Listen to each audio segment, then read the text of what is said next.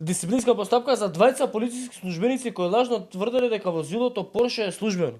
Шо ви се криви сега полицајците, бе? Па Срđan Керим таму се јавувал на телефони, сега ќе видите овој, оној. Шо да прават тие деца? Полицајците бе деца. На тие деца некој началник им кажал. На своја рака не му опростиле на Срđan Керим, пошто Срđan Керим тие деца веројатно и не го памтат кој е. Првичната приказна беше дека Пајакот е крив, односно Пајак службата на општина Центар. А вие немаше да правите така, Пајакот е крив.